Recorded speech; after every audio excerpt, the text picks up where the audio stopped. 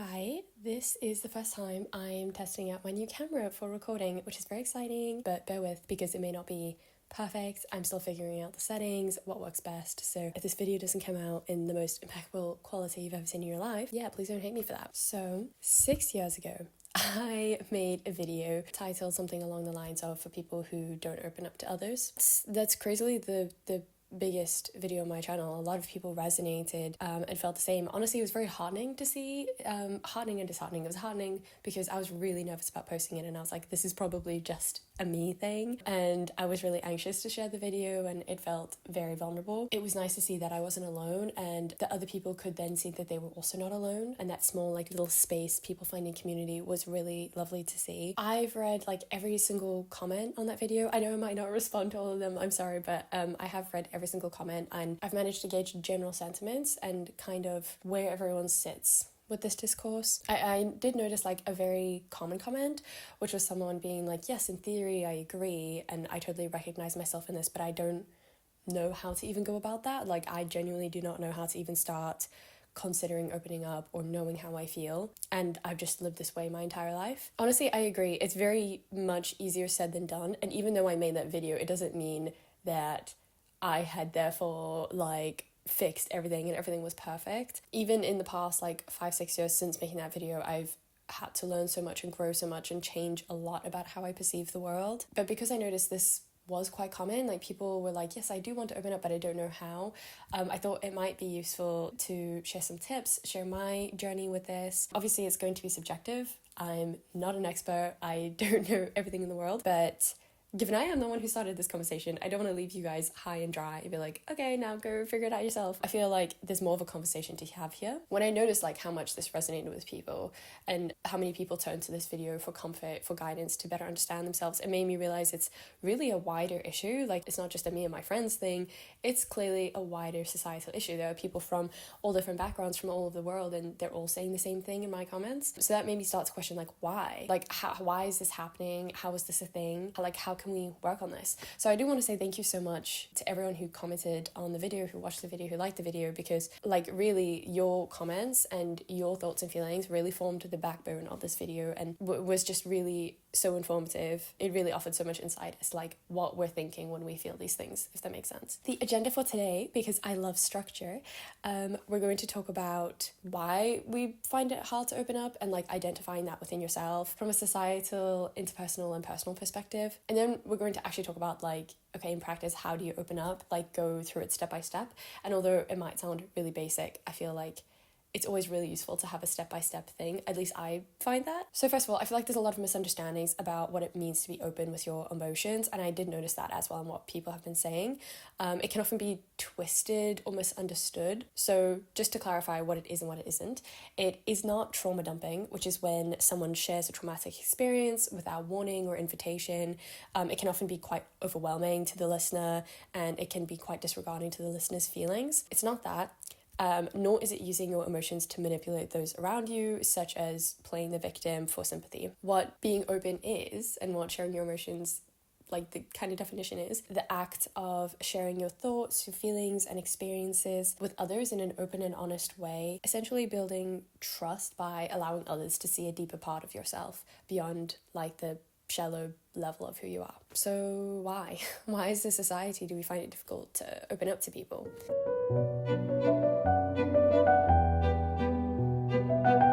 Statistically, our generation is less community driven. People tend to stay at home more. We don't eat out as much. We don't go clubbing as much. This is partially since the pandemic and partially due to rising costs of living. There's a lot of factors behind why this is the case. We have the option for more remote work. We're more insular. Governments are withdrawing funding for community-based spaces. So third spaces, which means spaces that are neither work nor home, are being removed from people. Thank you, neoliberal capitalism. Really great. People have less of an opportunity to meet up in an affordable way. So in general, we are living in the most individualist and isolated period of history, really. And there are so many barriers to socializing and to community. There has recently been a push for more community initiatives. I actually saw this very interesting video on why people are turning to run clubs as opposed to dating apps like Hinge to meet people. But ultimately, people are stuck inside. Most people feel very stuck at home, and stuck in their own heads. It's ironic because although we live in a more globalized world, so we can get out more, we can travel more, we can go more places, it does also mean we can be cut off from our support systems if we move far away. We're cut off from our friends and family, and we're forced to live in this fast-paced, individualized lifestyle, especially to afford our living standards. We're taught that logic trumps emotions in so many different ways, even down to the fact that the highest paying jobs are often very like science-based, engineering, coding, cybersecurity, finance, consulting. Those are very like logic-driven roles in society, and we're taught to value those, taught in so many different ways, both culturally, socially, and just in general societally, that logic trumps emotions, which can lead us to taking almost like a voyeuristic perception of our own lives. We overanalyze and undermine our own feelings when we feel them. We try to rationalize them away because we're taught these are valuable skills. We're taught it's really valuable to be logical, and so therefore we will apply that to our own brain almost. And in this plight for success, we're losing valuable connections. We just have different priorities and different ideas of what success looks like. So that's a lot to throw at you. But I would say that's a wider look at like, how did we get here as a society? Then there's the interpersonal level. Why can you not open up to those around you, like those in your immediate vicinity? Is it because you have a set role in your group, in your friendship group? Do friends mock people who talk about their feelings? Does it not feel like a safe space? And I feel like safe space is such an overused word, but yeah. Also, I think another thing that comes into this is the way in which we're taught to only look out for ourselves and preserve our peace, this individualistic mindset, and the misappropriated and twisted therapy language that can be used regarding boundaries. It's really seeped into our interpersonal lives, and it can make people more self-centered and really not wanting to hear about anyone else's troubles ever. I think it's become really easy to think that our perspective, or us, like we are the center of the universe in so many different ways. Especially like if you look online, everything is so curated to us and what we want to see and what we're interested in, that it's actually really hard to not almost perceive yourself as the center of the universe, because all these different marketing strategies and the way in which things have fallen around us, it makes us feel that way. So people can be more self-absorbed. They're happy to tell you about themselves but don't want to hear about you. I think this can make it quite difficult to empathize, and we're taught that this is a weakness and not a strength. Like there's a lot of derogatory words that come with the idea of empathy, like bleeding hearts, snowflakes. Like there's so many derogatory phrases for caring, which is crazy to me. So if you open up, people often don't know what to do with the information. Their reaction can just make you feel like you don't ever want to open up to them again, because they're just like, okay. So there's the worry that like we're forming more shallow friendships that aren't incredibly deep because of all these influential factors around us.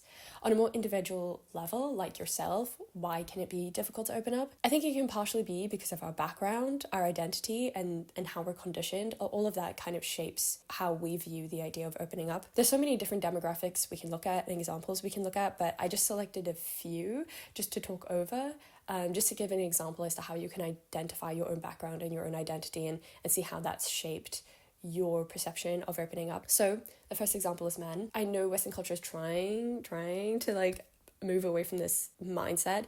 Most men are socialized to pull themselves up by their bootstraps, be tough. They aren't encouraged to have deep conversations with each other. There is a terrible mental health epidemic amongst men. Even though we think we've progressed as a society and we are trying to raise more awareness around this, there is still not that much space given for men to express their emotions.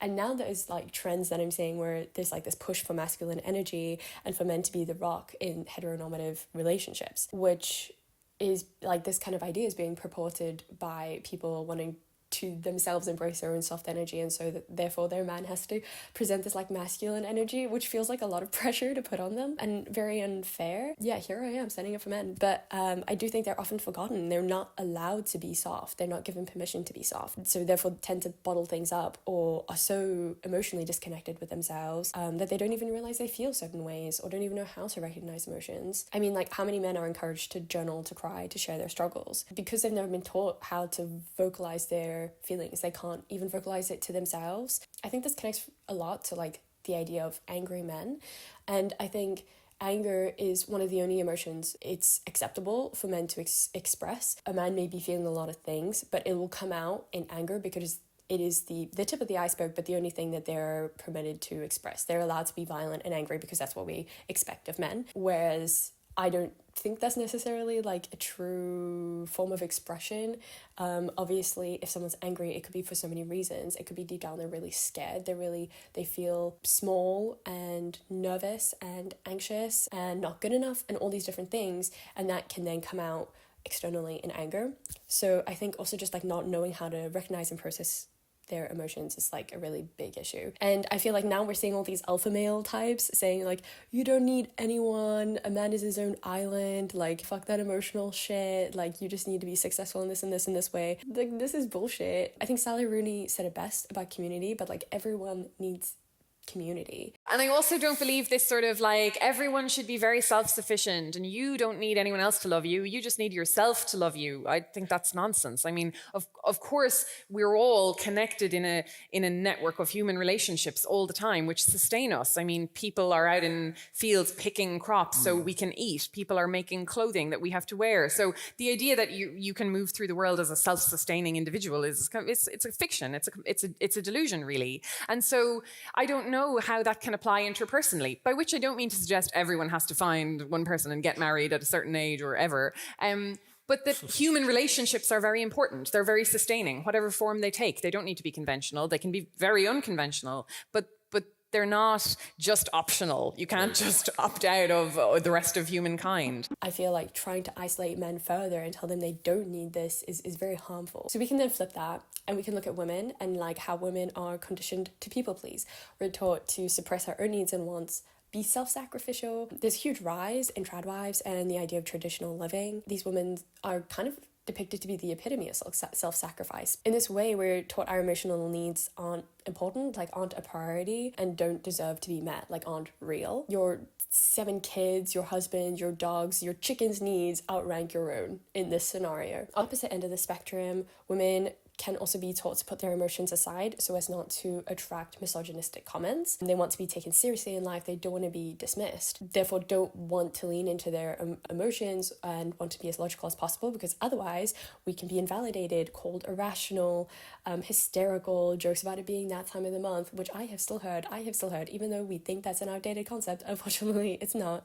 There's so many reasons for why women may not want to be vulnerable and don't want to complain, for fear of jeopardizing how people perceive you and not take you seriously anymore. It all really ties back to this idea of society valuing logic and devaluing emotion, seeing emotion as a weakness. I will say though, for many women, it is easier to open up, especially within like all female friendships. I think we are encouraged more to be in touch with our emotions as in comparison to men, and we do have this societal permission to have like heart-to-hearts with each other, do more like soft things.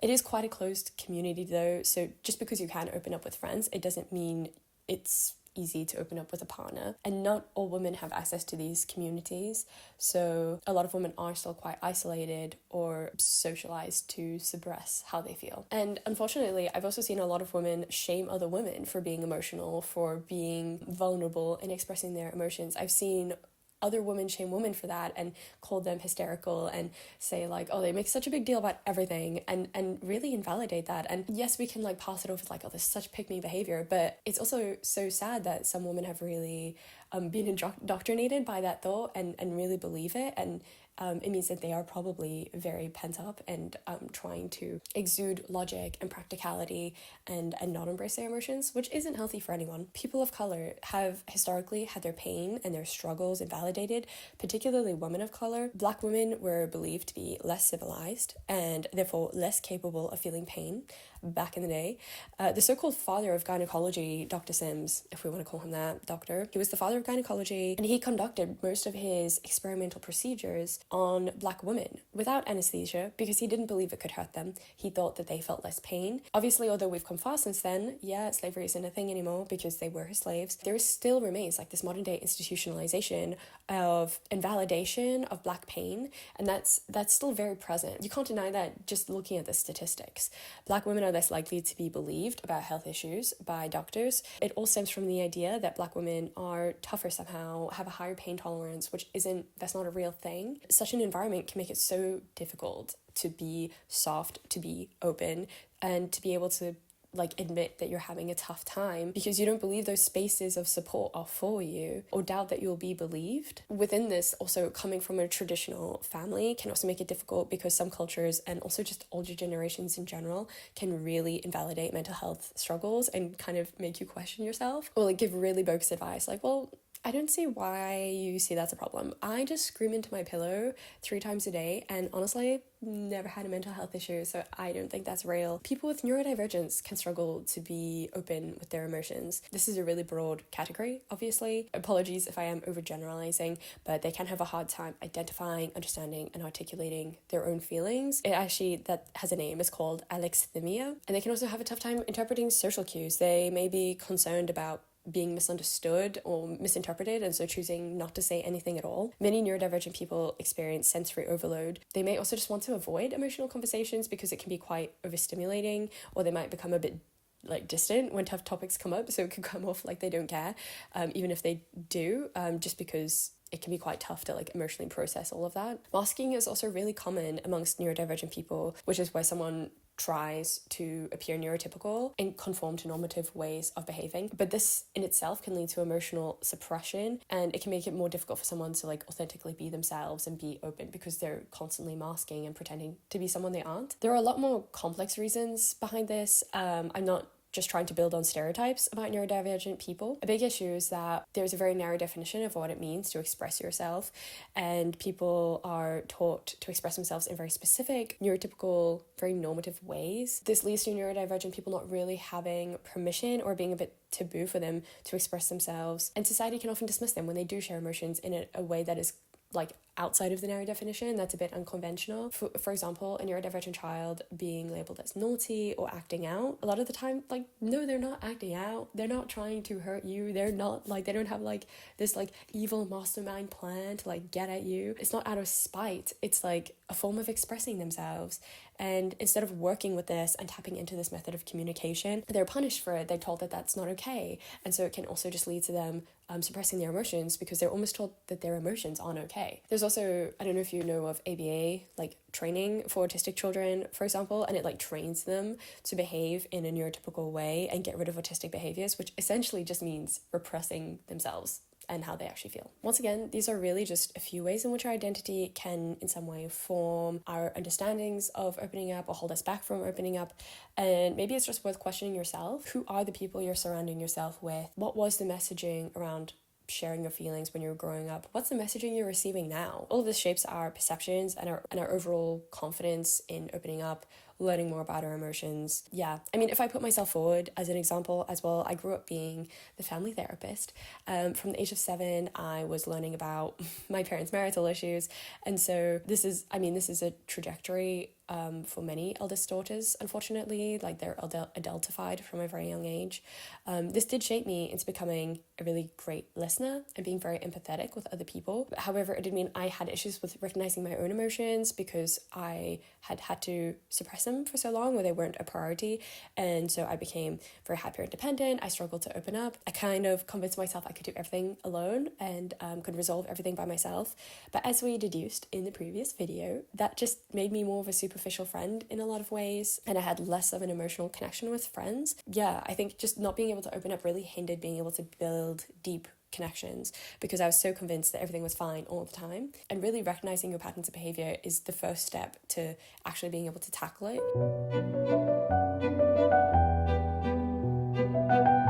Once again, this is a compilation of my own experience, my therapy that I've had to go to, what my friends have said, what people online have said, and also just I study social policy, so also just that has actually been quite a big factor in understanding how people work. So that is all the experience I have accumulated to be able to give this advice, but once again, it is one person's advice, so I would also recommend you definitely look more into it. But yeah, so step by step, basically, I would first recommend that you learn how to write down or like put into words what you're actually feeling before you even try to take it to anyone else. It's honestly the hardest part of the process, I found at least, because we live outside of our bodies so much and in our heads so much that it can be really hard to identify how you're feeling, like just sitting and recognizing how you're feeling at any given time.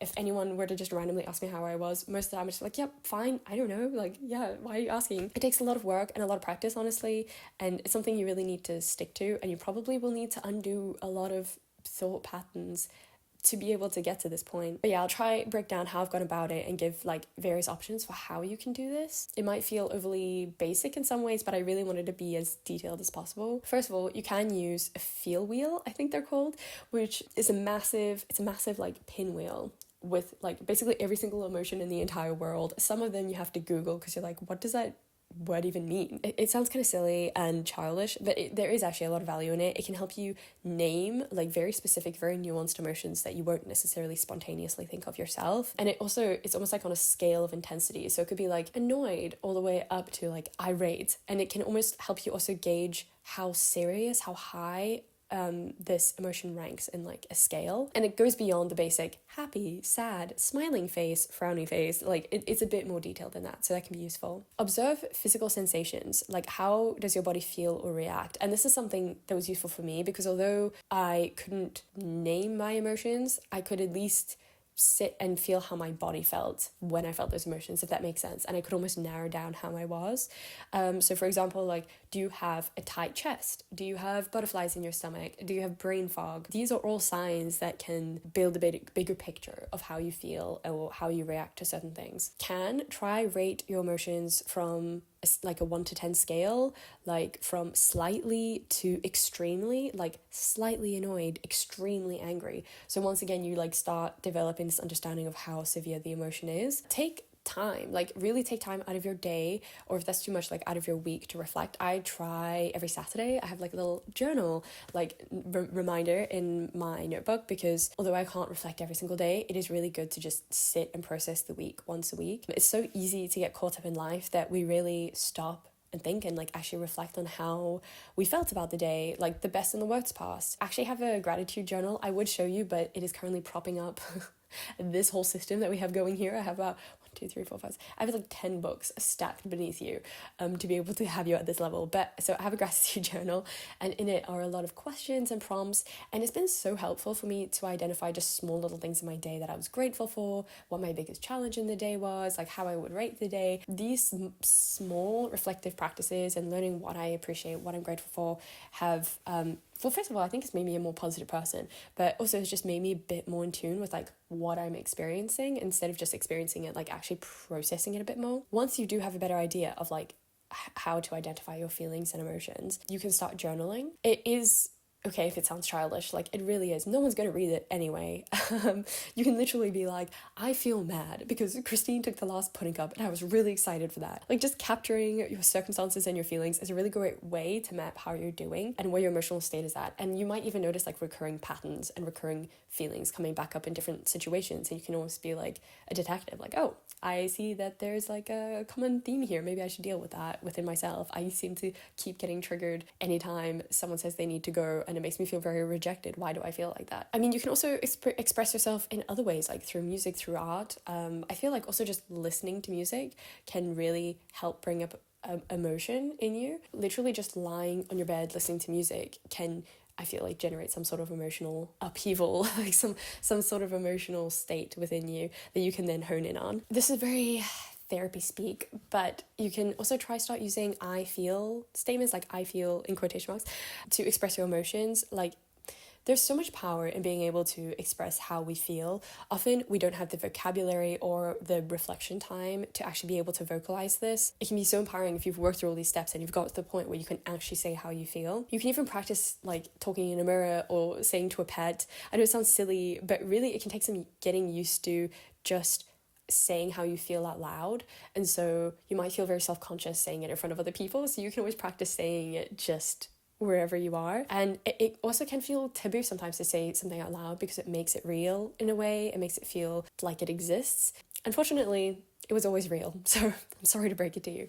But I think that is something like a hurdle we have to overcome. There are a few studies that show labeling feelings, like being able to label and identify feelings, can actually help us better regulate our emotions and like come to terms with them. In naming how we feel, we can kind of better understand ourselves and also how to meet our own needs. And also, it, like, once again, it can deepen your relationships with others because then you understand what you need from them to be able to have your needs met. Yeah, self-awareness is empowering. I've really been there where you just have all these unnamed, like unrecognized feelings floating around, and you kind of feel more controlled by your emotions than in control of them. And because I didn't understand them or like why they were there or anything, I would accidentally misdirect these feelings, like misdirect them towards others, incorrectly thinking that that person was to blame for the frustration or annoyance I felt, when actually it was because I was hungry and hadn't been hydrating and had slept poorly, and someone was really rude to me earlier, and so now I'm in a really foul mood, but I'm blaming this person in front of me because I never took time to reflect and identify how I actually felt. Next is like how to express these to others. So we spoke about like identifying them, and now like actually saying it, actually getting this message across to others. I mean, everyone communicates in a different way. Not everyone communicates their emotions in the same ways. And so I think it's also good for you, more reflection, yay. It's good for you to reflect how you best express these emotions to those around you. It could look like having an open and honest conversation with someone, finding the right time and being like, can we talk? It could be letter writing. I love a good letter. I really love writing letters because you can really take the time to craft out exactly how you feel and exactly what you want them to know. There's no pressure or anything to like get it perfect. You can just redraft it a couple times and make sure it really conveys what you want. But that's just me because I'm such a perfectionist. There are also alternative ways of like having regular check-ins with people or like developing that meaningful connection, both having a set list of questions to answer, doing little quizzes together to find out more about each other. Like there's a lot you can do to like generate situations in which you are being vulnerable and open with other people. Something that was really common actually was a lot of people felt like they didn't have someone in their life who they could trust with these types of things and trust with their emotions. So I think the next step is really just like finding the right people and like how to build emotional connections with people, because I don't think that's something we're ever really taught. We're kind of just like thrown out there and just expected to go like befriend people, but we never really learn what our morals and values are around like what we value in friendships. And so it can often lead to us having these like this like incongruence, like friendships that aren't actually fulfilling to us and aren't meeting our needs, but we have friends and we were told we need friends, so here we are. Okay. Sorry, that was just my little ramble. But firstly, I would say you need to identify people in your life who demonstrate traits that you would value in someone you could confide in. So for example, like trustworthiness, empathy, active listening skills, a non-judgmental attitude. These are all kind of important things for someone to be displaying, for you to be confident in confiding in them. If you can't identify people in your life who have these traits, maybe it's a sign that your relationships aren't the most fulfilling and that you could afford to A, like either deepen these relationships further, or B, seek new connections elsewhere where you can be more of your like three-dimensional self. When you do identify someone you believe you can trust, like start small would be my recommendation, especially if you haven't been sharing stuff with them in the past. Like if sharing emotions is tough for you and it doesn't come naturally, you can start with smaller things. Like this is a really good way to build mutual trust and then also build confidence in confiding in them. And it also like sets a precedent of sharing feelings between the two of you. So an example about something small is like, honestly, I feel really anxious about the presentation tomorrow. Or I feel really happy every time we hang out. It's really nice. Like little things like that. And as the mutual trust and confidence grows, you can gradually open up about bigger emotions. I would say like make sure you've chosen the appropriate time to talk to them so that they can give you their full attention. Like making sure you use I feel statements so like no one accidentally feels attacked or anything by what you're saying. And also practice active listening to their responses. Like it's not just about like blurting everything out, but also hearing what they have to say. If you do open up to someone and it doesn't go well, which is once again something a lot of people were saying in the comments, is like, well, I opened up to someone and then they basically spat in my face, so I'm never doing it again. But honestly, it's really not a reflection of you, and it says so much more about them. Obviously, it's awful to have your trust broken like that, to think you can open up to someone and then not be accepted for who you are.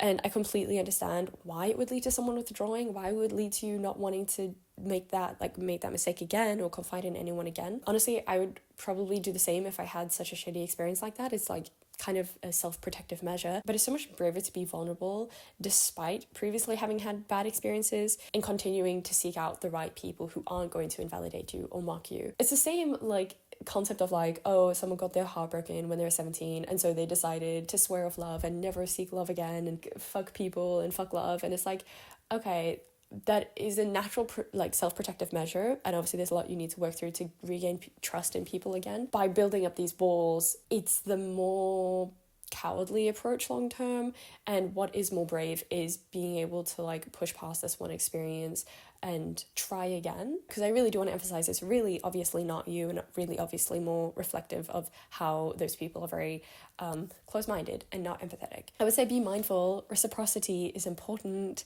You should be able to actively listen to the people in your life and also support them, rather than it just being a one-sided relationship. Unless it's a therapist, you probably don't need to worry about their emotions or how you can support them in their life. A gentle reminder that empathy isn't a buzzword. It actually is really key to building like genuine, meaningful relationships. Just to define it, because we love definitions here, empathy is making the effort to understand or share in someone else's emotions. So therefore, you shouldn't invalidate someone's feelings if they share them with you. Like really make sure you're, once again, we're using the word, make sure you're a safe space, a safe space for those you care about. Like check in, like are you displaying the traits that I previously mentioned, like trustworthiness, like non-judgmental attitude, all of that, like is that the kind of vibe you're exuding? Like, do people feel confident, like, confiding in you? Just because you haven't experienced something someone is going through, or just because you don't think it's that big a deal, like, you think, like, maybe they're making too big of a deal out of it, it doesn't mean you can't still be kind and you can't still be supportive. None of us are going to have experienced everything in the world. You can still empathize with how they're feeling and still be there for them. If you really don't understand,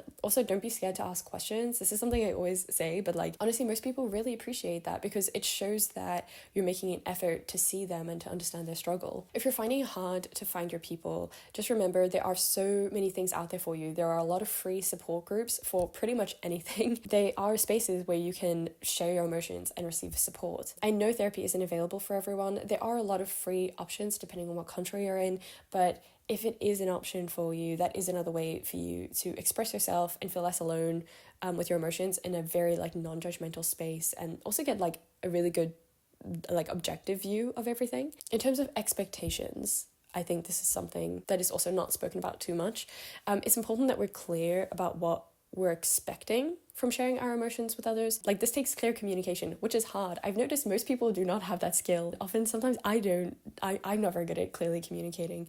For example, if your friend always tries to give advice every time you open up to them, you can be clear about what support you want. You can be like, hey, I really don't want your advice. I just want you to support me and comfort me in this moment. This goes both ways. You should be open to the fact that not everyone wants to be supported how you want to be supported. So just because you like being hugged whenever you're upset, it doesn't mean other people want to be hugged. It could mean they want advice. It could mean they just want you to like just sit with them in silence. Like there's so many different ways in which we can support the people we love. Obviously, if you have set these expectations and the other person doesn't follow through on them, then maybe you should reassess whether they're the right person to be confiding in, because you're not really receiving the support you need from that situation. So there's not that much value in talking to them about it. And that's okay. You don't need to have a deep and emotional connection with every single person in your life. Most of the time, there are only one or two people in our lives who we can be our most vulnerable with. And like, that's okay. Different relationships have different purposes, and it doesn't mean that person doesn't care about you or like they don't have a space in your life. It just means like, okay, that's not the person I'm going to go to when I'm like falling apart and crying. That's the person I go to when I want to have a fun time. However, I do think the more you prioritize being open and honest, the more you'll naturally just attract those people in your life, like those types of people. That's something I've noticed. Like my friendships have just radically changed in the past like 5-6 years, and I've developed deeper connections with pre-existing friends, but also found the most amazing like supportive community I could have like fostered for myself. Honestly, I no longer feel like I have a certain role to fulfill, because I'm rather seen as like my full self, and honesty is welcomed like in any situation, which is amazing.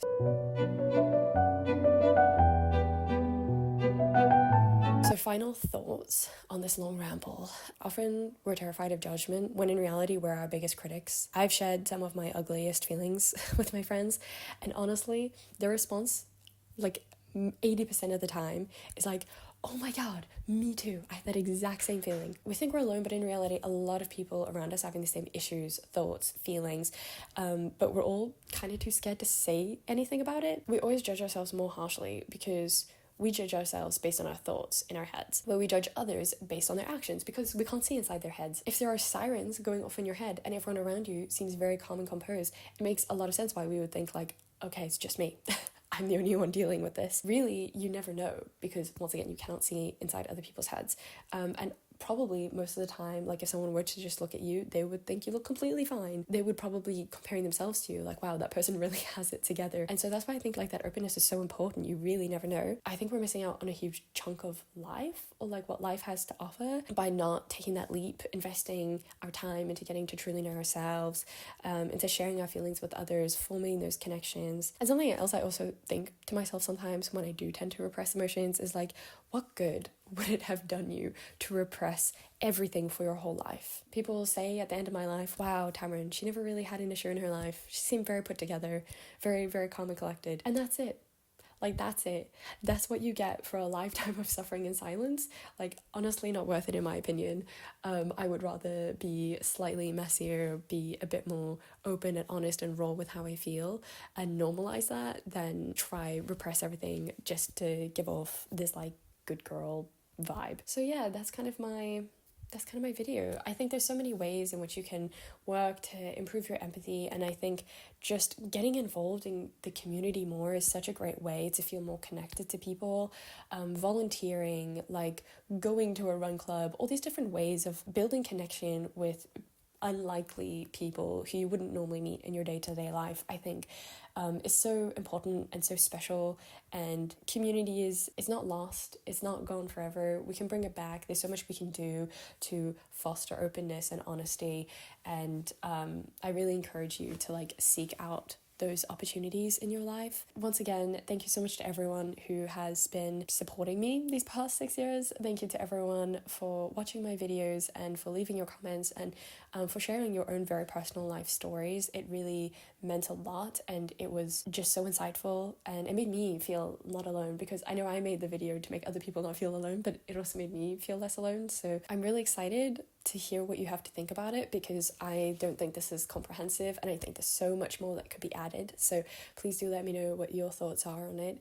I hope it was helpful. I hope you do generate the confidence in opening up to someone, anyone, a stuffed animal perhaps. And be kind, please be kind to anyone in the comments. Thank you so much. I hope you have a lovely day or week or evening or life, and thank you so much for watching, and I will hopefully see you in 2 weeks, because I have got a schedule. I've got a schedule and I've been sticking to it, which is really great.